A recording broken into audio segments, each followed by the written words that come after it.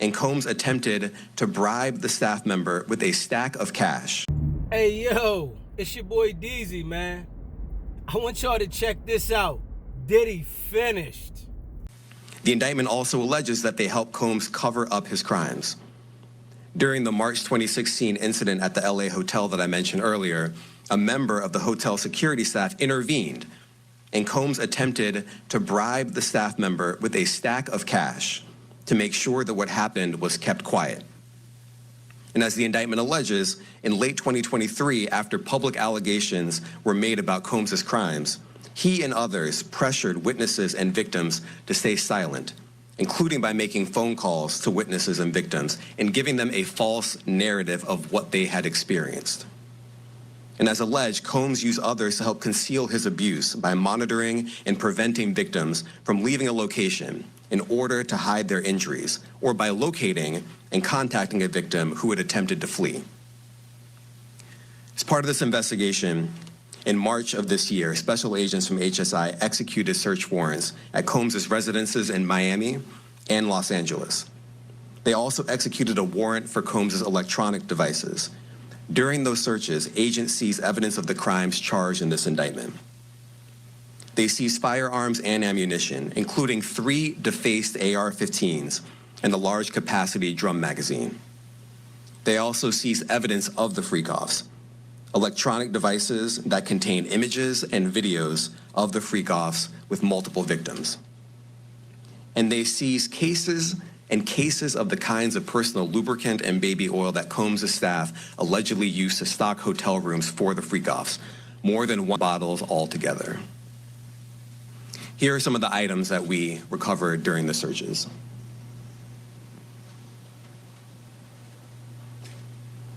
As you can see here, this is a drum magazine, large capacity, and it contains, I believe, 59 rounds. I mentioned as well, we recovered 3 AR-15s. This is a close-up shot of one of the AR-15s, and you can see right here, the serial number has been thoroughly defaced. Another picture of more ammunition and parts of 2 AR-15s right there. Now, I want to be clear about 2 things. First, this office is determined to investigate and prosecute anyone who engages in sex trafficking, no matter how powerful or wealthy or famous you may be. No one should doubt our commitment on that. A year ago, Sean Combs stood in Times Square and was handed a key to New York City. Today, he's been indicted and will face justice in the Southern District of New York. Second, we are not done. This investigation is ongoing, and I encourage anyone with information about this case to come forward and to do it quickly. Anyone with information can call 1-877-4HSI-TIP. I want to express my deep appreciation for the victims and witnesses who have used their voices and helped bring this criminal conduct to light. We would not be here without them. I also want to thank the dedicated case agents on the HSI Trafficking in Person Squad in New York. They have been with us since day one and have worked tirelessly on this investigation. They will continue to be invaluable partners to us. I also want to thank the incredible agents and analysts from SDNY who have also provided tremendous assistance on this case. I'm deeply grateful for their continued work. And finally, I want to thank the outstanding career prosecutors from SDNY who are handling this case. Meredith Foster, Emily Johnson, Chrissy Slavic, Madison Smeisler, and Mitzi Steiner, and their supervisors, Jamie Backleepter and Jacqueline Kelly. They are members of the Civil Rights Unit in our criminal division. We created the Civil Rights Unit when I became U.S. Attorney. I am deeply proud of their work on this and so many other cases. I'll now take some questions. Eric Katursky, ABC. Thanks, Nick. Damian, thanks. The indictment describes aggressive, open, violent, hedonistic abuse that you say was recurrent and widely known. Why did it take law enforcement so long to intervene? How many women were victimized by Sean Combs, and how many others were involved? Look, our investigation is ongoing. We are committed to bringing justice to everyone who's been victimized by the defendant. I can't tell you why it took so long. I think the better focus is on the fact that we are here today. And we are committed to making sure that justice is done. Next question. Thank you. Julia Ainsley, NBC. Thank you for doing this. You said we are not done and that Combs did not do this alone. Do you foresee that there could be other charges related to this case? I'm not taking anything off the table. Janet Fisher, Newsday. What's the difference between the sex trafficking and promoting travel for the purpose of prostitution? Well, there are different crimes with different elements. I don't think we should get into the nitty-gritty of the legal discussion right now, but the sex trafficking, we believe, they're all serious offenses, but the sex trafficking conduct carries some significant penalties, and we are gratified that we were able to bring that charge. Is one more coercive than the other? I'm not going to be able to get into that, but you can look it up, and yes, sex trafficking, especially when it involves coercion or force, is a very serious crime, and it carries significant penalties. Good afternoon, Darla Miles, ABC7 New York. Thank you for this press conference and for the details. Two questions. In context of this indictment and the information that was presented to the grand jury, are you able to clarify the number of victims? It's mentioned plural in the indictment, but can you specify the number of victims just for this particular indictment? And secondly, can you provide details about the alleged arson? Unfortunately, I'm not able to provide either. The number of victims, you are correct. We are intentional in saying multiple. The details of the arson incident are limited to what we have in the indictment and also the detention letter that we filed, which contains more details than the indictment does at various points, but we don't have anything more beyond that. Next question. Lynn Tran, CNN. Are any of his accomplices or associates under investigation? And additionally, could he face any more charges? So the investigation is ongoing. That means both as to him and to anyone else who we believe committed the crime with him. Next question. Juliette Papa. Hi, good morning from 1010 Wins. Any indication that some of the women or victims here were imprisoned in his residences, and did he have locations where he kept them, and they were not allowed to leave? And also, he's indicted here, although there were searches and raids in LA, Miami. Why in New York? Well, I'm biased. I'm the U.S. Attorney in the Southern District of New York. I think that we have an outstanding track record of bringing some of the most impactful, sprawling, complex, difficult sex trafficking, human trafficking, labor trafficking, you name it. The Southern District of New York can do it, and so we're very proud of that. And so the scope and complexity of this investigation isn't something that we ran from. It's something that we embrace, and we will continue to do that. As to your question about whether he imprisoned anyone, all I can say is that, I mentioned this March 2016 incident where something was caught on video where a victim was attempting to flee, and there was violence that was associated with it. Was that at the residence or a hotel? That was at a hotel. Matthew Lee, Inner City Press. Sure. Thanks a lot. Does your office intend to seek remand, or are you reaching a bail package? And if you're willing, how would you contrast this with the R. Kelly case in EDNY in terms of the elements? Thanks. So we will be seeking detention. We have filed a letter laying out our reasoning for seeking pretrial detention. I'm not going to be able to expand beyond what's in the letter, but it contains all of the reasoning, and it contains the law as well.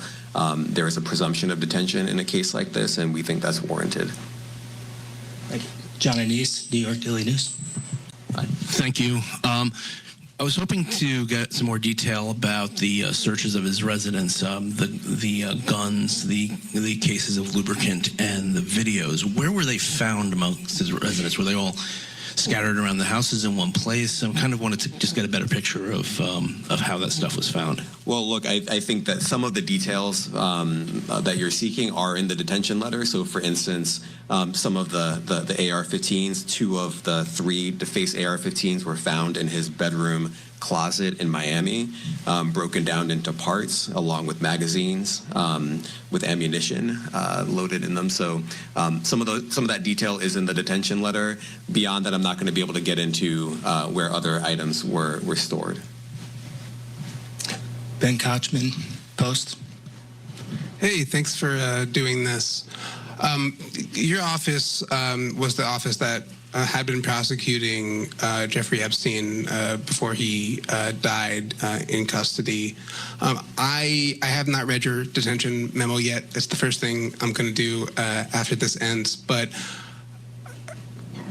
does the memo address, or is your office concerned with Combs' safety in custody, given what happened with Epstein? So we are concerned with anyone's safety whenever they are detained prior to trial. It's part of our obligations to keep people safe as well. It's part of the criminal justice system. So, but I do not draw any sort of connection between Jeffrey Epstein's suicide and what may or may not happen to any other defendant while they are detained pretrial. And of course, the decision whether to detain the defendant will be up to a judge. Our position is that pretrial detention is warranted under the law and based on the facts of this case, and I'll leave it at that.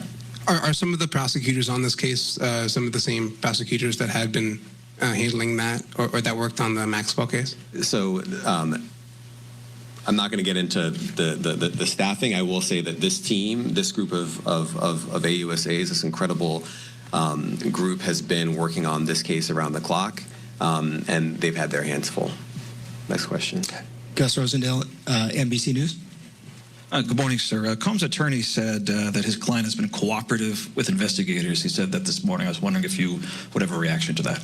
Let me just say this. I think that generally and with increasing frequency, the word cooperative or cooperating has taken on tremendous elasticity and no longer really bears any relation to what the word means when we use it in a very specific context. So responding to lawful process and the like does not qualify as cooperation when we use that term here. Mike Sisak, AP. Thanks. To that end, was there any discussion of Mr. Combs surrendering? I understand he was taken into custody at a hotel in Manhattan last night, and maybe that wasn't the plan. Can you elaborate on how that came about and why that was? I'm not going to be able to get into any sort of operational details as to how he was taken into custody and when. He is in custody right now. He will be appearing in court later today. Was there any discussion of him surrendering, given they claim he's cooperating? I'm not going to be able to get into law enforcement tactics or operations. You make a big deal of the guns, but how come they're not charged outright or with obliterating Syria? Because that's automatic. Well, I can't get into the charging decision. It is very meaningful to us that weapons were possessed, as we allege in the indictment. Part of the reason why this conduct was so pervasive and harmful was because victims and others didn't necessarily feel comfortable denying him his wishes, as we allege, because of the presence of firearms. I should leave it there. Thanks. Last question, Jacob Shamison. Jacob Shamsian, Business Insider. Thank you.